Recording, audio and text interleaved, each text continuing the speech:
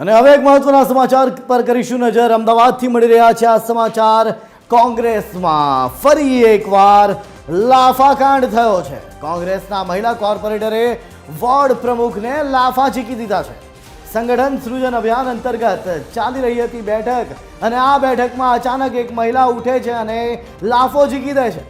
ચાંદખેડાના ward પ્રમુખ અમિત પટેલ સાથે મારપીટ થઈ હોવાનું સામે આવ્યું છે। વોર્ડ પ્રમુખ અમિત પટેલે આક્ષેપ લગાવ્યો છે કે રાજશ્રી કેસરી અને તેમના પિતાએ લાફો માર્યો છે। પ્રદેશના નિરીક્ષકોની હાજરીમાં મારામારી થઈ છે, ત્યારે વોર્ડ પ્રમુખની નિમણૂકને લઈ પ્રક્રિયા ચાલી રહી હતી અને આ સમગ્ર મામલો પ્રદેશ નેતાઓ સુધી પહોંચી ગયો છે। અમિત પટેલે પોલીસ ફરિયાદ સુધીની પણ હાલ તૈયારીઓ બતાવી છે, ત્યારે હાલ મહિલા કોંગ્રેસ પ્રમુખે જ કાર્યકરને માર માર્યો હોવાની વાત સામે આવી રહી છે। ત્યાં ફરી એકવાર કોંગ્રેસ મહિલા કોર્પોરેટર પણ વિવાદમાં આવ્યા।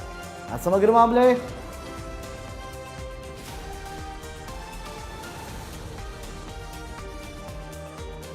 અમિત પટેલ આપણી સાથે જોડાઈ ગયા છે। સીધા તેઓની સાથે વાત કરીશું। અમિતભાઈ, સૌથી પહેલા તો સ્વાગત છે આપનું TV13 માં।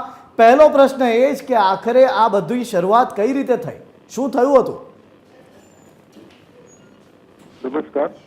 હવે આપણા મીડિયમ દ્વારા હું એક જ વાત જણાવીશ કે અમારી સંગઠન સૂચન જે 2027નું રાહુલ ગાંધીનું સપનું છે એના માટેની મિટિંગનું આયોજન કરેલું। એમાં પ્રદેશના 2 પ્રભારી પ્લસ શહેરના 2 પ્રભારી, વોર્ડના પ્રભારી, 5 પ્રભારીના અધ્યક્ષસ્થાને મિટિંગ બોલાવેલી હતી। હવે આ મિટિંગમાં અમે કાર્યકર્તાઓને સાંભળવા માટે બોલાવેલી હતી। એમાં 2-3 કાર્યકર્તાઓના સાંભળ્યા બાદ અચાનક મહિલા કોર્પોરેટર અને એમના પિતાશ્રી દ્વારા મારી પર સીધો હુમલો કરવામાં આવ્યો અને આ વાતની મને અમિતભાઈ, એવું તો કંઈક તો બોલાચાલી થઈ હશે, કોઈક તો મુદ્દો રહ્યો હશે। કયો મુદ્દો એવો હતો કે જેના ઉપર એ ઊભા થાય છે મહિલા કોર્પોરેટર અને સીધા તમને લાફા ઝીકવાનું શરૂ કરી દે છે? કાશ આવું કંઈક રહ્યું હોય તો હું તમને 100% કહેત, પણ આવું રહ્યું નથી ને એમને થયો છે એ વાતની મને નવાઈ લાગી રહી છે। એટલે કોઈ પણ પ્રકારની ચર્ચા વગર સીધા તમને ટાર્ગેટ કરવામાં આવ્યા અમિતભાઈ? યસ, સીધા। શું ચર્ચા શું ચાલી રહી હતી? કોને તો જાહેરમાં આવી જ જાય બાર જી, કોને એટલે શું ચર્ચા શું ચાલી રહી હતી? પ્રદેશમાં કોના નામ મોકલવાની ચર્ચાઓ ચાલી રહી હતી કે ખોટું લાગ્યું? ના, એવી તો ચર્ચાઓ હજી ચાલુ જ નથી થઈ। ખાલી બસ સંગઠન સૂચનમાં વોર્ડ પ્રમુખ ચાલુ રહે, કારણ કે 4 મહિના છે ઇલેક્શનના બાકી છે, તો વોર્ડ પ્રમુખ અમિતભાઈ પટેલની કામગીરી સારી છે તો કે અમિતભાઈ પટેલને ચાલુ રાખવા વિનંતી। બસ આ બધી ચર્ચા વોર્ડ પ્રમુખમાં અત્યારે હું ચાલુ છું એમાં રાખવા માટેની લોકોનું સજેશન ચાલુ થયું એટલે અચાનક આ પછી સીધો મારી પર હુમલો થયો। હવે આપનો આગળનો સ્ટેન્ડ શું રહેશે? શું આપ પોલીસ ફરિયાદ નોંધાવવા જાઓ છો? ના, હું મારી પાર્ટીના ઉપર છોડી છે। મારી પાર્ટીમાં મેં પ્રદેશ પ્રમુખને રજૂઆત કરી છે। આજ ફેસ્ટિવલના કારણે આપણે પ્રદેશ પ્રમુખને વાતચીતમાં પેલું નથી કર્યું, પણ પ્રદેશ પ્રમુખને કાલે કે પરમ દિવસ સુધીમાં વાતચીત કરી આગળ અમારા શહેર પ્રમુખને પ્રદેશ પ્રમુખ બેસીને અમે ચર્ચા કરીશું।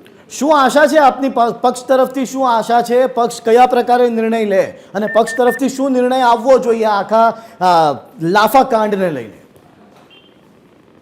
પક્ષ પ્રત્યે તો મારા કાર્યકર્તાઓના આમાં મનોબળ બહુ તૂટી રહ્યા છે। આવા બધા કાંડ થાય એના કારણે પછી કાર્યકર્તાઓ અને જે હોદ્દેદારો હોય એ નિષ્ક્રિય થઈ જાય છે અને બીજી અન્ય પાર્ટીઓમાં જતા રહે છે। એટલે પાર્ટી પાછી એવી ન્યાય અપેક્ષા રાખીશ કે આવું ભવિષ્યમાં ક્યાંય કોઈ દિવસ ગુજરાતમાં ના બને।